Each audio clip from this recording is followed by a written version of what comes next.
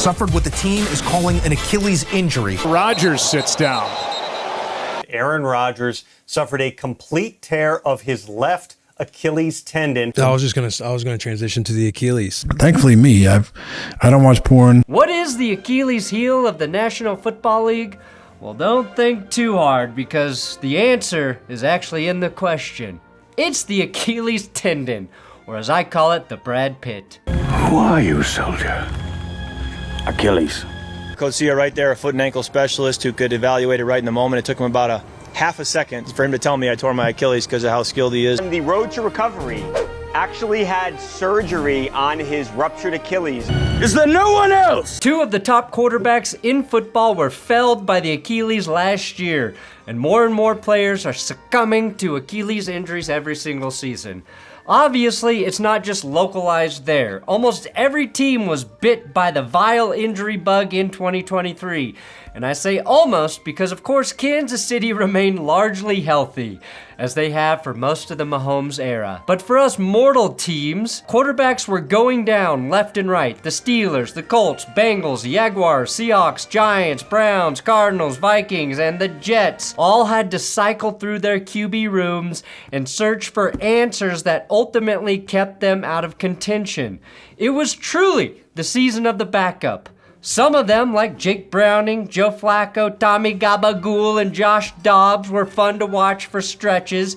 Some were not. The one team it worked out for was, of course, the Browns, with Joe Flacco taking them to the playoffs. Today, though, I want to talk about two of those quarterbacks that are returning from serious injuries this upcoming season, and whether or not they're actually going to be ready to go, and what history says we can expect from Aaron Rodgers and Kirk Cousins less than a year removed from devastating Achilles tears. An Achilles injury is one of the worst injuries. I'm former doctor Brandon Perna, fired for malpractice and stealing painkillers, and today I'll use my wasted medical degree to bring us the answers we crave. It's the Achilles. Oh, Achilles, wherever it is.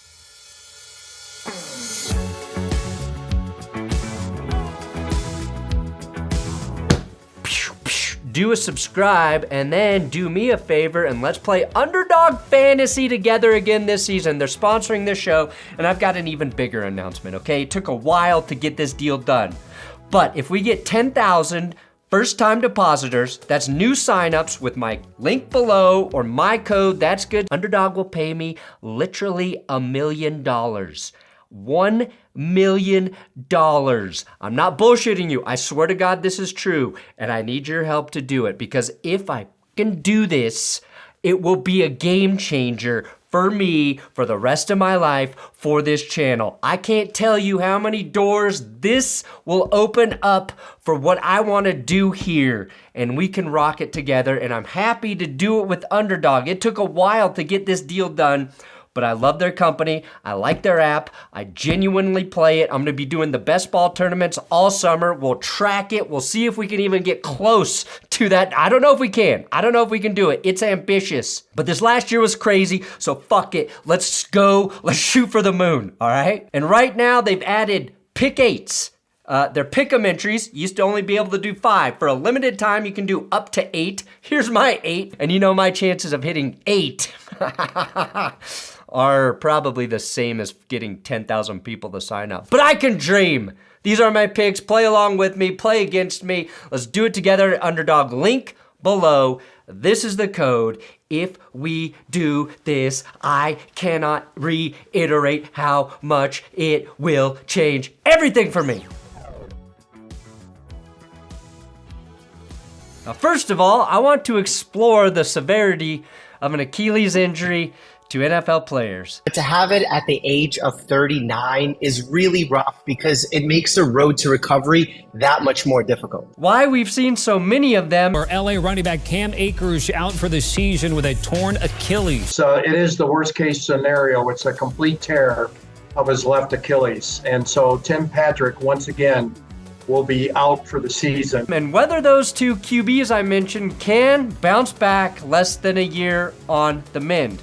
After Aaron Rodgers' injury on prime time for all the world to see last year, the NFLPA quickly attributed the spike in Achilles injuries to the rubberized turf surfaces used in many NFL stadiums, demanding their immediate removal. You put your foot in, and your foot gets stuck. Exactly. And so the stress goes from the foot to the ankle to the knee, and pop goes the ACL. Going beyond that, the Jets and Giants home stadium, MetLife, notoriously has one of the worst artificial turf fields in the league. Now, Netflix is paying $150 million per game to host on Christmas. But better playing fields is too expensive for NFL teams to manage somehow. Now, that sentiment continued when the Minnesota Vikings and their quarterback Kirk Cousins suffered a similar injury just weeks later. By the end of the 2023 season, 22 players had experienced Achilles tears, raising some urgent questions about why these injuries kept happening. And it goes beyond the medical fact that the Achilles tendon itself is known in many science journals as the little bitch of tendons. Now here's what I found from a scholarly article, which I assure you is the first time I've cited a scholarly article on this channel. We're making history.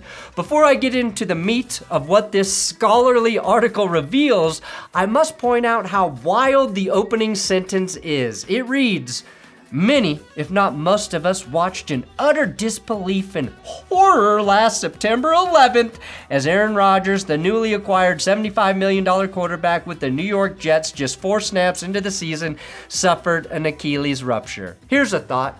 If you start a sentence with "many of us watched in disbelief and horror on September 11th, you better be talking about September 11th and not an NFL quarterback injury. I wish the article began with "Aaron Rodgers' Achilles rupture was an inside job." That would be more fitting. Tracking Achilles ruptures in the NFL over the past 25 years reveals a pretty worrying trend. Between 1980 and 2001, the league averaged 4 ruptures per season. From 97 to 2002, this number slightly increased to just 5 a season. However, following the 2011 season lockout, there was a notable spike with 12 ruptures occurring in the preseason alone. Recent peer-reviewed studies from 2009 to 2016 showed annual averages of 13 to 16 ruptures, while social media reports over the last 3 seasons indicate an average of 17 per year. The current season's tally of 22 marks a significant increase on the increase, suggesting a 300 to 500% rise in incidents over the past few decades. And the Achilles tears have already started for the 2024 season. So why the hell is that happening? Is it just the turf monster, or does it go deeper? 5G maybe? Did Kirk Cousins do a punch a karma cleanse too? I will note that within the scholarly article, they mentioned that the NFL isn't always forthcoming with their injury reports. Really? They have a long history of that practice, and it does make it difficult to pinpoint a conclusive root cause to the problem. Now, there are obviously a ton of variables that factor into this rise.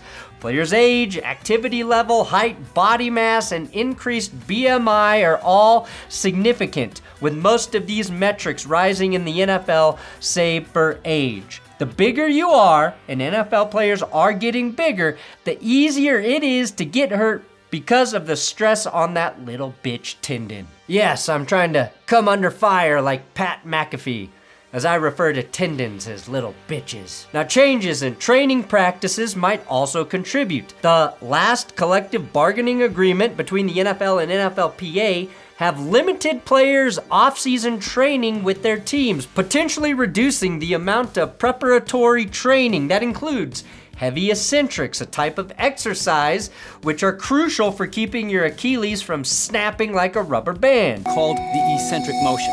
And by focusing on the eccentric motion, or what we call negative training, this allows for up to 50% more force on the muscle. 50%. Aaron Rodgers, though, was at all of the Jets' off-season training programs. So he got in as much work as he was supposed to get in, takes good care of his body, and that still wasn't enough to prevent the injury. Now, the newer playing surfaces, specifically the shift from grass to newer rubberized turf, have come under scrutiny from fans and naturally the Players Association and the players themselves. Also, the use of rigid ankle taping and bracing may contribute to the rising number of Achilles ruptures. So essentially, players might be trading security on one part of their leg for security elsewhere. There's always a give and take. Treatment for Achilles ruptures has evolved over the years. Historically, open surgery was the norm, but minimally invasive procedures like the speed bridge technique have shown promise in improving recovery times. Plus, it just sounds cool to tell your doctor, "Give me the speed bridge instead of that other shit." I'll have the speed bridge, please. That's what you use to make my penis bigger, right? The speed bridge. That's essentially how running back Cam Akers got back into the Rams lineup in 2021, just months after an Achilles ruptured in the summer before that season. And the real tragedy is that Cam Akers tore his other Achilles after getting traded to the Vikings. Breaking, Vikings running back Cam Akers is out for the season after tearing his Achilles on Sunday. Head coach Kevin O'Connell announced now. Aaron Rodgers returned to practice after the same surgery just 7 to 8 weeks post-op indicated he might be on the same trajectory as Akers, but the Jets weren't in the race and it proved to be not worth the risk. Cousins did not get the speed bridge surgery. He got the traditional treatment because there was still enough of his tendon intact below where he tore it that he believed it would be better for him in the long term. I was told 9 months when I did it was kind of the timeline, August 1st. But being a competitor, I'm hoping for faster than that, and we'll see if we can get there. Also, the speed bridge surgery was not covered by his Coles Cash insurance plan. Of course, Kirk knew he wasn't going to make it back in 2023, given the time of the injury. Plus, he had some cash to earn in free agency, so he spent his convalescence period getting a head start on negotiation with the Falcons. That part he did not say. Now, we got more than a glimpse of what Kirk Cousins looked like at age 35 through 8 games. He had 18 touchdowns to 5 picks, one of the best ratios in the league before crumpling in their Week 8 game at Lambeau Field. We never got to see what 40-year-old Rodgers looked like during his first time on a new team. The last time we saw Rodgers, of course, in extended action was in 2022. The Packers narrowly missed the playoffs with an 8-9 record, and Rodgers coming off back-to-back MVP seasons through 26 touchdowns and 12 picks. Pretty pedestrian for him. It's the fewest touchdowns Rodgers tossed in a full season, and the most interceptions he's thrown since 2008 when he first took over for starter Brett Favre. Not to mention, his yards per attempt dipped below 7 for the first time in his career. He was also battling injuries that season. We assume that the clock will reset on his career, but I'm not sure it works that way. It's far from a given that a 41-year-old man will return to previous form coming off an Achilles injury or any season-ending injury. An Achilles injury is one of the worst injuries. I don't watch porn. I'm not really putting that much stock into the fact that he was walking without crutches and throwing a football 5 weeks post-injury. Even Father Time will find your pasty ass in a darkness retreat. You cannot hide from that inevitable son of a bitch, Aaron. You just can't. Now that's great and all, but there's a difference between being ambulatory and being prepared to play tackle football, especially in your early 40s. It was certainly impressive when Cam Akers came back from an Achilles tear the same year, but when he got back in the playoffs, he averaged just 2.6 yards per carry after well over 4 the season prior. He is also only 24 years old. His body heals faster. It's one thing to come back quickly, and it's another thing to come back strong. And while a quarterback isn't going to need to move like a running back, footwork and planting are essential to a QB's accuracy and effectiveness. As for Kirk Cousins, we've seen him perform at a high rate more recently than Rodgers. He's also got the benefit of a strong offensive core around him, but I still think it's silly to expect him to pick up where he left off in Minnesota. And the Falcons probably agree with me because they made the much derided decision to hedge their bets when they spent a top 10 pick on Michael Penix Jr. despite signing Kirk to a massive deal just a couple months earlier. Or perhaps even earlier than that. But that's for the NFL to decide.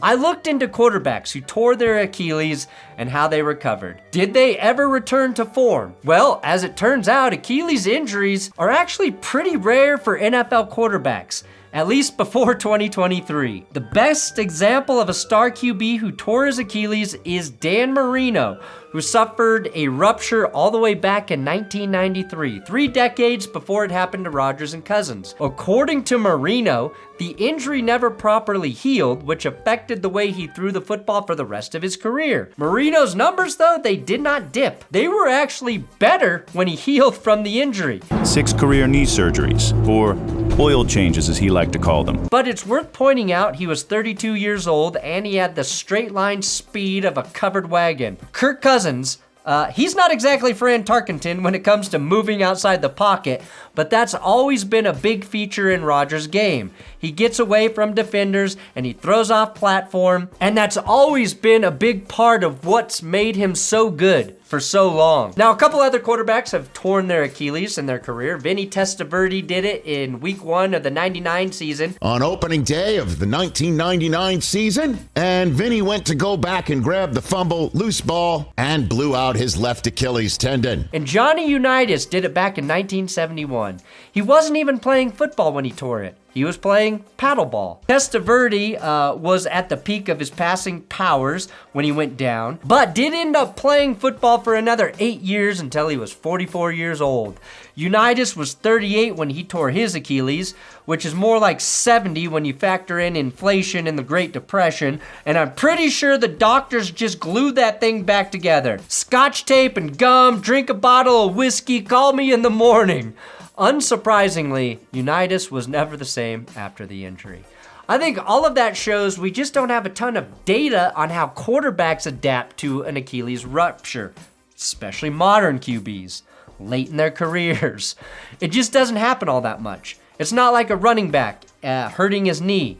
We don't have a great point of reference on how they'll bounce back. This year is going to be a huge year for establishing what that looks like, because the way things are trending, it probably is going to keep happening. And I think it's safe to say it's more probable for older quarterbacks, considering all the wear and tear they have on all of their ligaments. People also forget Tom Brady missed an entire season with an ACL tear back in 2008, an injury he suffered when he was still young. But even his numbers dipped quite a bit the year after suffering that injury. His 28 TDs were sandwiched between a 50 and 36 touchdown season, still very good, but expect Rodgers and Cousins to be less effective, especially early in the season. A less effective Rodgers, though, is still better than half the quarterbacks in the league.